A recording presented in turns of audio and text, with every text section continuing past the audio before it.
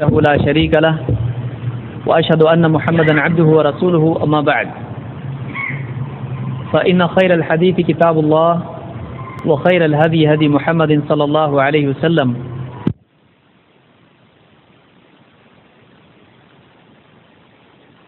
وكل ضلالة في النار.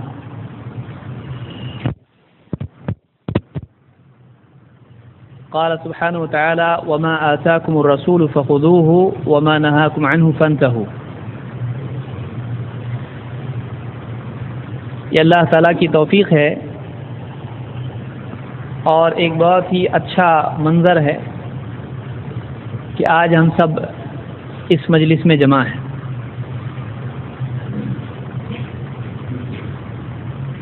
ایک ایسے موضوع کو سیکھنے کے لیے جس پر دین کے فہم کا مدار ہے.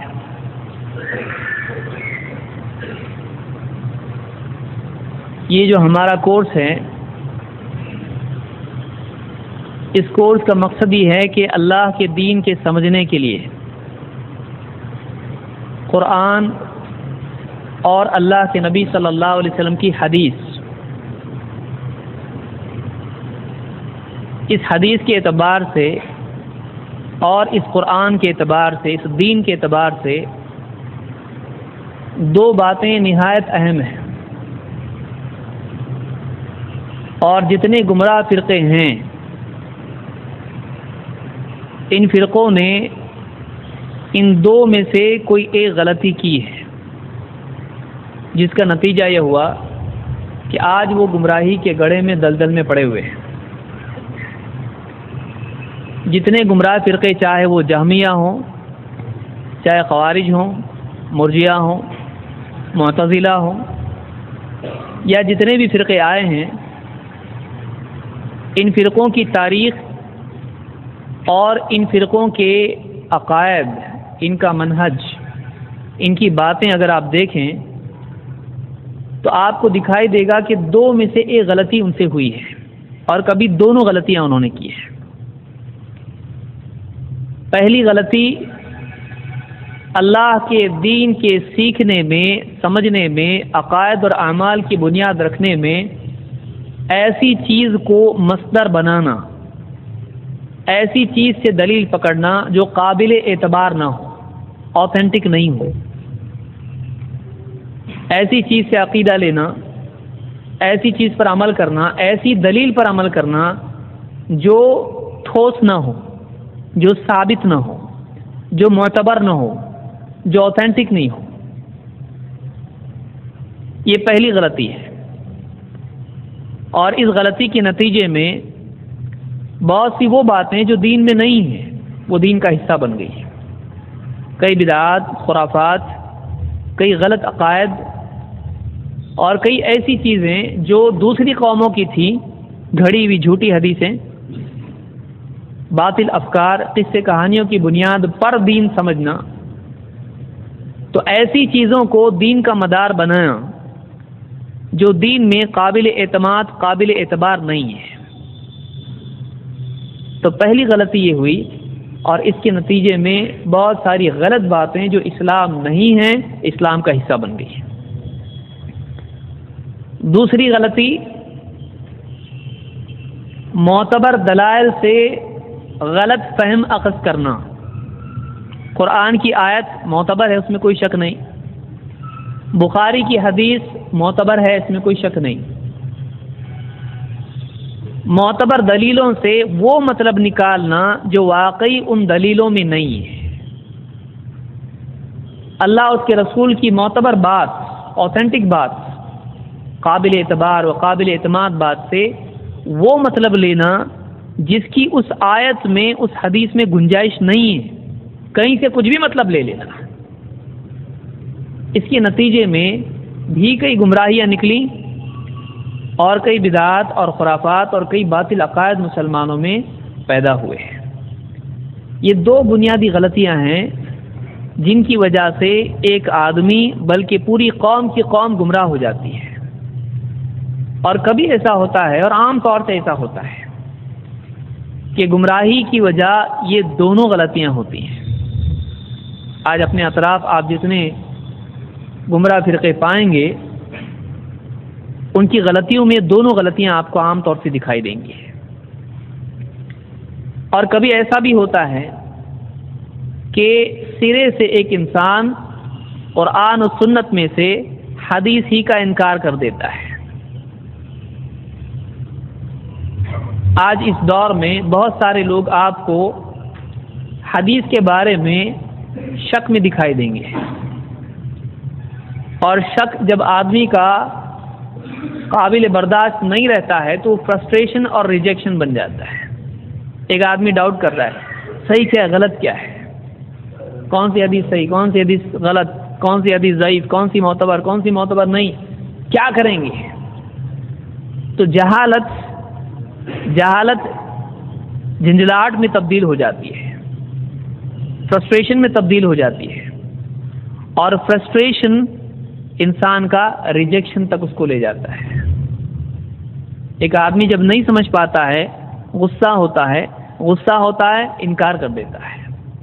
تو معلوم ہوا کہ نہیں سمجھ پانا بھی ایک بڑی بلا ہے، جس کی وجہ سے ایک آدمی کا دین کا اتنا بڑا نقصان ہو سکتا ہے کہ وہ واقعی دین کی بنیادی باتوں ہی کا انکار کرتے ہیں.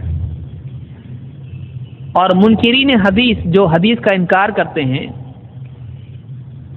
ان کے انکار اور ان کے مزاج کی جڑ میں آپ کو ملے گا صلاحیت کا فقدان، انکیپیبلٹی. ایک بچے کو، ایک آدمی کو آپ دیکھیے دھاگا ہے اور الجھا ہوا ہے. دھاگا الجھانا بہت آسان کام ہے، اس کو سلجھانا بہت مشکل کام ہے. گانٹھ مارنے کے لیے اتنی عقل نہیں لگتی ہے جتنی گانٹھ کھولنے کے لیے. اتنا صبر اور اتنی صلاحیت اور اتنی ڈیلیکیسی انسان میں چاہیے. بہت سارے بچے بچپن میں پتنگ اڑاتے ہیں اور بڑے بھی اڑاتے ہیں، تو آپ نے دیکھا ہوگا بعض اوقات ان کا دھاگا جو ہے یہ تھوڑا سا پھنس جاتا ہے. اب وہ کیا کرتے ہیں، کوئی دھاگا اپنا کھونا نہیں چاہتا ہے، اس لیے کھولنے کی کوشش کرتے ہیں، لیکن جتنا کھولتے ہیں بعض اوقات اتنا زیادہ گرہیں اور مضبوط ہو جاتی ہیں. اب وہ کیا کرتے ہیں، پریشان ہو کے کینچی لا کے جو زیادہ الجھا ہوا ہے پھینک دیتے ہیں، اور پھر گرہ مار کے اپنا بچا ہوا سلجھا ہوا لے کے پھر سے پتنگ اڑانا شروع کرتے ہیں. بعض اوقات آدمی کے اندر سلجھانے کی صلاحیت نہیں ہوتی ہے تو وہ کاٹ کے پھینک دیتا ہے. یہی مصیبت منکرین حدیث کی ہوئی ہے. انہوں نے انگلش پڑھی، فرینچ پڑھی، دنیا کے علوم حاصل کیے، لیکن حدیث کے معاملے میں ایک آدمی ڈاکٹر ہے اس کا مطلب یہ نہیں ہے کہ وہ گاڑی بھی چلا سکے، وہ مشین ریپیئر کر سکے. وہ ڈاکٹر اس کی اپنی فیلڈ ہے. ایک آدمی انجینئر ہے، وہ پیشنٹ کا علاج نہیں کر سکتا ہے. ہر آدمی کی ایک ایکسپرٹیز کی فیلڈ، اس کی ایک فیلڈ ہوتی ہے، اس کی صلاحیت ہوتی ہے. وہ جس صلاحیت کا مالک ہے، جس فیلڈ کا ایکسپرٹ ہے، وہ اچھے سے وہ کام کر سکتا ہے. لیکن اگر وہ اپنی فیلڈ چھوڑ کے ایسی فیلڈ میں جائے جس میں وہ ماہر نہیں ہے تو یا تو وہ پریشان ہوگا یا تو نئے نئے کارنامے انجام دے گا. جس آدمی کو مشین بنانی نہیں آتی ہے، اگر وہ مشین بنانے کے لیے مشین کھولتا ہے تو جب جوڑے گا تو ایک نئی مشین بنے گی. وہ ایک نئی، یہ کیا بن گیا ہے، کھولی تھی تو مشین دوسری تھی، اب جب جوڑی ہے تو یہ شیپ ایسا کیوں دکھ رہا ہے، یہ ایک نئی مشین بن گئی. اسی لیے علماء کہتے ہیں الجہل یخلق العجیب. جہالت عجائبات کو پیدا کرتی ہے، عجیب عجیب چیزیں وجود میں آتی ہیں. کس وجہ سے؟ ایک تو علم کی بنیاد پر بہت ساری قیمتی چیزیں سامنے آتی ہیں. ایک آدمی علم کی بنیاد پر نئی نئی انوینشن کیا، لیکن جہالت بھی کوئی معمولی چیز نہیں ہے. جہالت سے بھی عجیب و غریب چیزیں وجود میں آتی ہیں، اور ایسی کہ خود اس کا پیدا کرنے والا اس سے گھبرا جاتا ہے کہ یہ کیا ہو گیا. تو جہالت انسان کی بہت بڑی دشمن ہے، چاہے وہ علمی جہالت ہو یا عملی جہالت ہو. جہالت کا حل علم ہے. جہالت کا حل صحیح فہم ہے۔ تو دو برائیاں عام طور سے لوگوں میں پائی جاتی ہیں۔ علمی گمراہی کی دو وجوہات ہیں۔ ایک، ایسی چیزوں کو اصول اور پیمانہ بنا لینا جو اللہ کے ہاں دین میں معتبر نہیں ہے۔ دو، معتبر چیزوں سے وہ مطلب اخذ کرنا جو دین میں معتبر نہیں ہے، اپنی سمجھ سے کچھ بھی نکالنا۔ تو یہ دو بنیادی وجوہات ہیں جن کی بنیاد پر لوگ گمراہ ہوئے ہیں، اور اسی پرابلم کو حل کرنے کے لیے ہمارا ایک کورس ہے، ہم اسی لیے جمع ہوئے ہیں۔ آپ کا عنوان کیا ہے کورس کا؟ حدیث اور فقہ کے بعض اصول۔ بعض اس لیے کہ بہت ہے اس میں۔ یہ کیا ہے؟ یہ ایلیمنٹری کورس ہے، ایک دم الف با تا ہے اس کے لیے۔ کچھ لوگ تو گھبرا گئے، کچھ تو مجھ سے پوچھ رہے ہیں اتنا کورس، یا ان کو لگ رہا ہے اتنا بڑا انڈیکس بھی دی ہوئی ہے، اور یہ کورس اس سے پہلے 16 پیج کا کبھی کورس ہوا نہیں، تو اتنی دھوم دھام سے اس کی اتنی دعوت چلی ہے، اتنا ہم کو بلایا کیا کچھ نہیں کہ اس کے بعد 16 پیج کا کورس۔ یہ 16 پیج کا پہلا درس ہے، اور اس کی وجہ یہ ہے کہ اس میں اور اضافہ ہو سکتا ہے، اور میں سمجھتا ہوں کہ یہ جو ہمارا کورس ہے، اب تک کے جتنے کورس ہمارے ہوئے ہیں ان میں سب سے اہم، اگر آپ نہ مانیں تب بھی اہم ترین کورسوں میں سے، اس کے بغیر آپ میدان میں ٹک نہیں سکتے۔ اور وہ گیا زمانہ بھی، پہلا راؤنڈ ہو گیا۔ ابھی پہلا راؤنڈ کون سا تھا؟ آپ جاتے تھے مولوی صاحب کے پاس، بولتے تھے آپ یہ جو بتائے یہ بیسی زیور میں فلاں کتاب میں آپ نے مسئلہ بتایا، دلیل ہے کیا؟ اب وہ بیچارہ اس کو بچے پڑھانے، عربی پڑھا رہا، وہ فاتحہ دے رہا، کنڈے کر رہا، اس کو ٹائم کی طرح پڑھنے کے لیے ہے، اور اس کی تنخواہ اتنی کی کتابیں کہاں سے لائے گا وہ بیچارہ؟ تو وہ غصے میں آ جاتا تھا اور آپ خوش ہو جاتے تھے۔ دیکھو غصے میں آیا نا، دلیل نہیں اس کے پاس۔ اب وہ بھی تھوڑے سے بولے اب کب تک ایسی ذلت برداشت کریں گے؟ کب تک بے دلیل اور کب تک ذلیل؟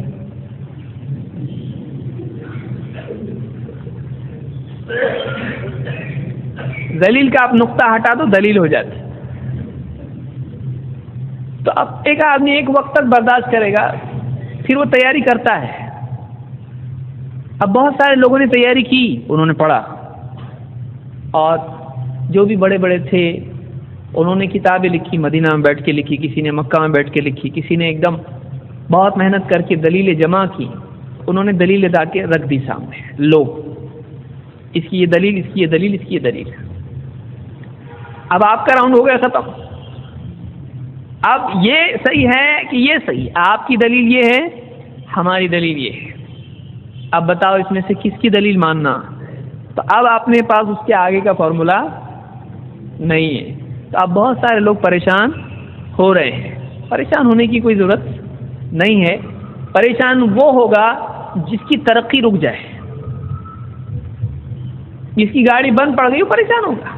آپ کی گاڑی آپ چالو رکھیے، آپ اپنے علم کا سفر جاری اگر رکھتے ہیں آپ کبھی پریشان نہیں ہوں گے۔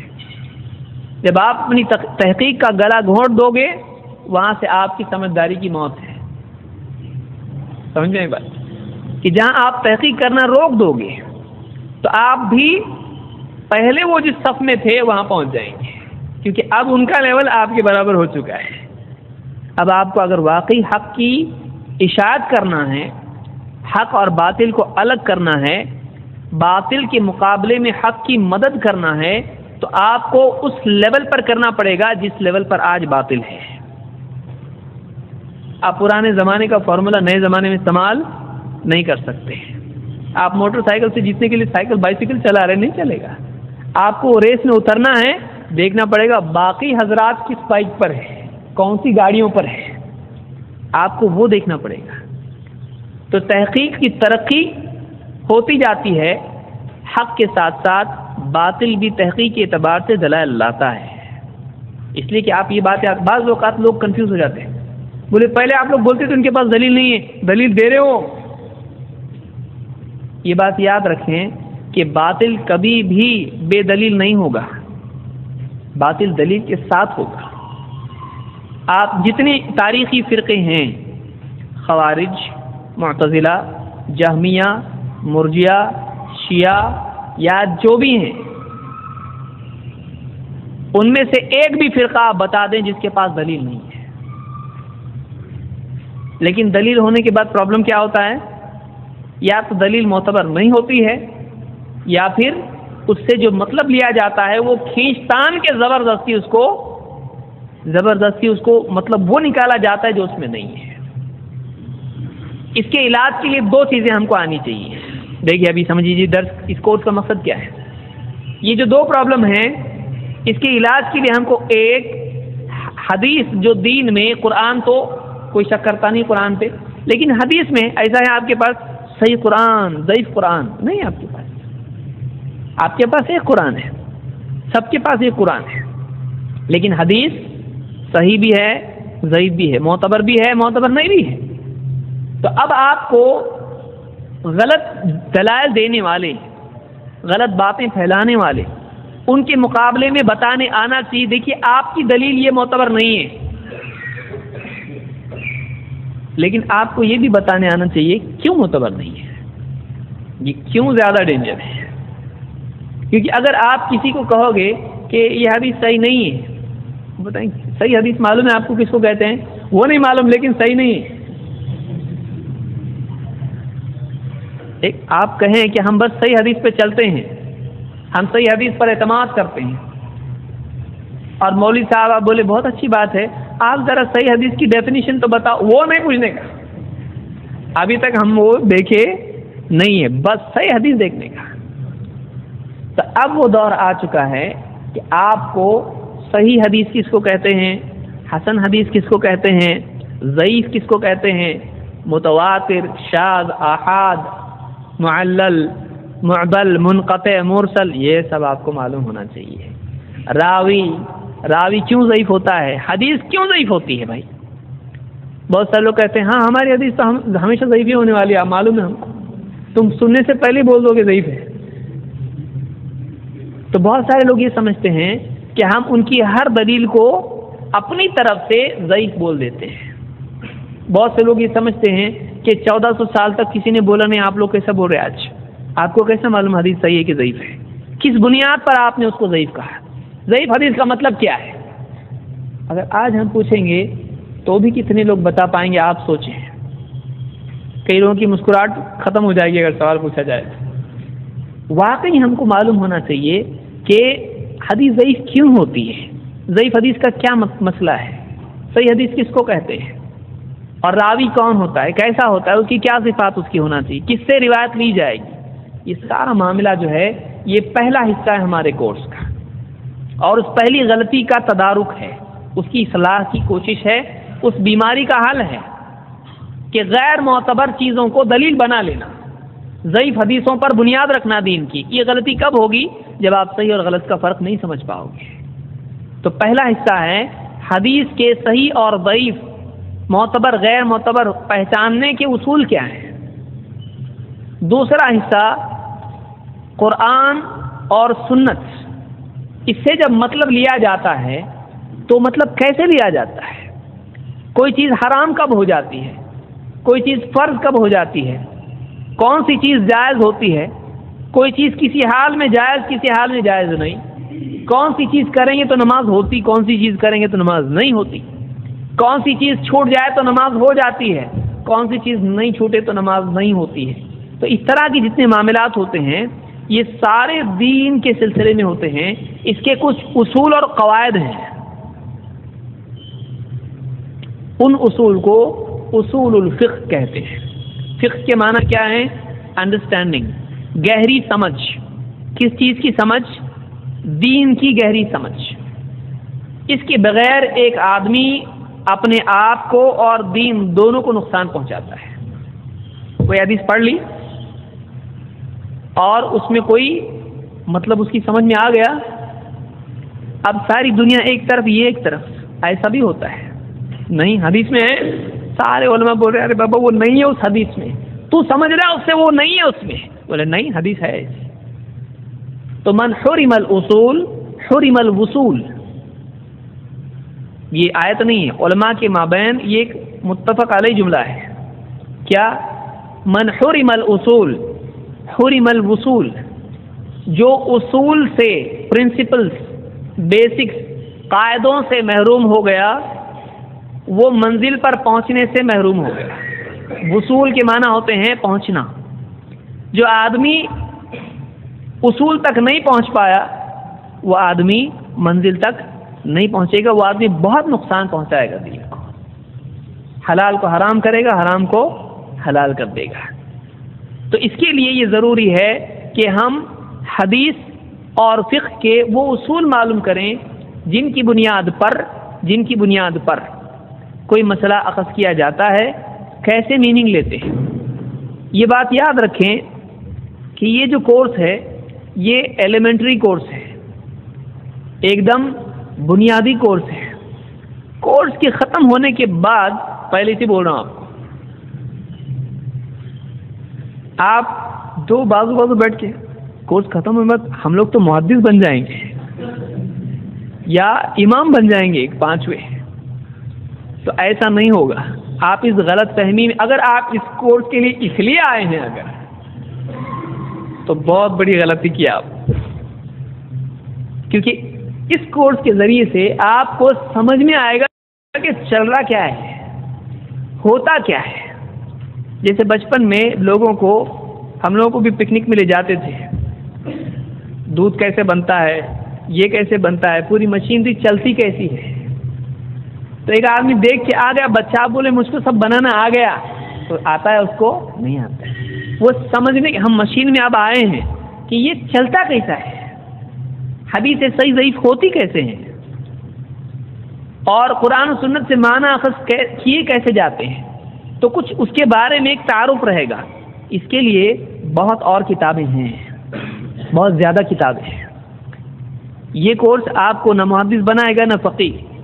تو اگر آپ اس کے امیدوار ہیں، اگر آپ اس مقصد سے آئے ہیں تو آپ دھیرج رکھیں. آپ فقیہ بن سکتے ہیں، آپ محدث بن سکتے ہیں، لیکن ٹائم لگے گا اس کے لیے، بہت ٹائم لگے گا اس کے لیے. آپ کو بہت پڑھنا پڑے گا اس کے لیے.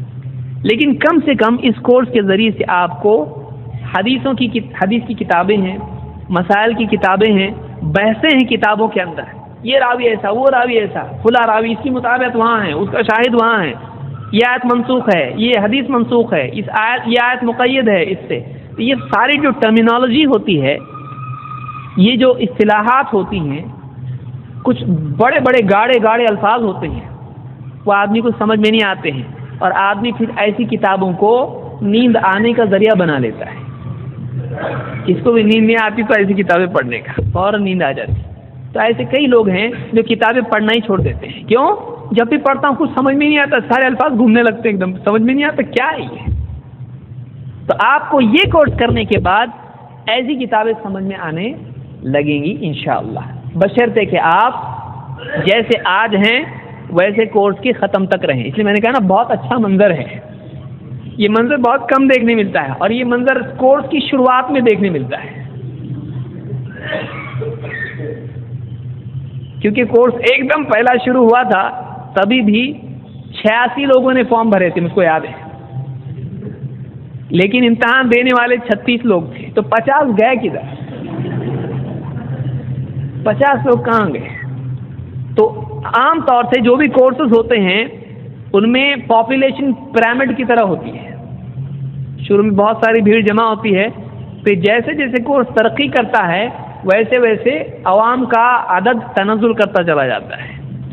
یہ گراف ایسا ہوتا ہے کہ جیسے ٹائم بڑھتا جائے گا ویسی پبلک گھٹتی جائے گی.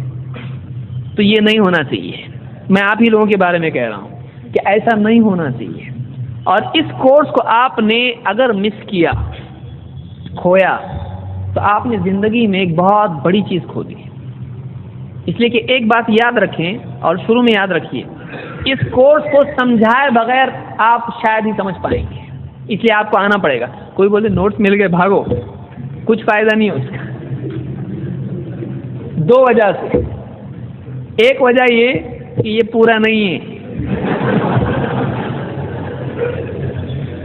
آپ کو ہم انسٹالمنٹ میں دے رہے ہیں، دو جو دیا گیا ہے وہ بھی پورا نہیں ہے. کیونکہ آپ اگر دیکھو گے اس میں تو بہت سارے لوگوں کو سمجھ میں نہیں آئے گا، کچھ اس کو سمجھایا جائے گا. اور میں نے اس میں جو مواد رکھا ہے وہ بس کچھ سمجھ لیجیے علامتی چیزیں ہیں، لیکن جب وہ چیز آئے گی، مثال کے طور پر مرسل، شارٹ میں آپ کو بتائے گا مرسل کا یہ مطلب ہوتا ہے. لیکن جب واقعی ہم مرسل کے ڈسکشن پہ آئیں گے تو ہم بتائیں گے کہ یہ کتاب ہے، مرسل کے بارے میں یہ رول ہے، بعض علماء یہ کہتے ہیں، بعض علماء، اس میں آپ کو وہ نہیں ملے گا. تو یہ آپ کے لیے لازم ہے، یا تو آپ شروع سے ہی نہ آئیں، ایسا مت کیجیے، یہ تھوڑا ڈانٹ والا جملہ ہے، اور آپ اس کورس کو سمجھنا چاہیں تو یا تو آپ پورے نوٹس پڑھے ہی نہیں، یا تو آپ اگر کورس کرنا چاہتے ہیں تو نوٹس کے ساتھ آپ کورس اٹینڈ کریں. اور میں سمجھتا ہوں کہ یہ کورس تھوڑا مشکل ہوگا، لیکن یہ بہت ساری مشکلوں کو آسان کرے گا. یہ کورس ہے مشکل تھوڑا، بہت سارے لوگوں کو اردو پڑھنا نہیں آتا ہے، لکھنا نہیں آتا ہے، اردو سمجھ میں نہیں آتی، الفاظ یاد نہیں رہتے ہیں. تو آپ اپنے دیکھیے، آپ لوگوں کو لوگوں نے پروگرام کیا ہے اور آپ نے اپنے آپ کو جھوٹ بول کے آپ نے اپنے آپ کو دھوکہ دیا ہے. بہت سارے لوگ کیسے بولتے ہیں، ارے اپنے کو نہیں سمجھتا ہے. کیسا نہیں سمجھتا؟ آپ کو کیا کچھ نہیں سمجھتا ہے؟ آپ اگر ایک بزنس چھوڑ کے دوسرے بزنس میں جاتے ہیں تو کیا بھولے بھالے رہتے ہیں؟ آپ سب سیکھ لیتے اس کا. ایک آدمی ایس ٹی ڈی چھوڑ کے اگر بیکری کھول دے تو 1-2 مہینے میں ایس ٹی ڈی کا بھی معلوم ہوتا ہے اس کو، اور اس کو بیکری کے بارے میں سب معلوم ہوتا ہے. رکشہ ڈرائیور ہے، اگر وہ ایک گاڑی سے دوسری گاڑی آدمی سیکھ لیتا ہے اس کو. کوئی نیا بزنس جب آدمی کھولتا ہے اس کی باریکیاں سیکھ لیتا ہے. کیوں؟ آپشن نہیں ہے اس کے پاس.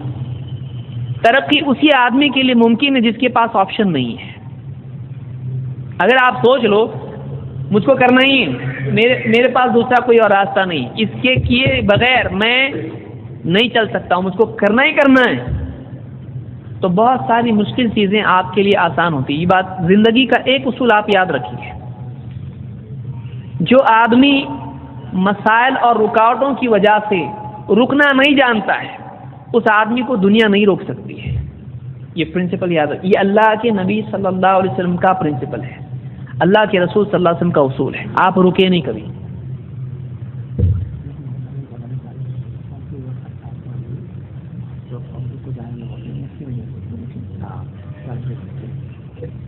تو یہ کچھ بنیادی باتیں تھیں، تو اس پر ہم آج کی اس گفتگو کو روکیں گے، اور انشاءاللہ اس کے آگے جو ہمارے دروس ہیں تفصیل سے اس پہ ہم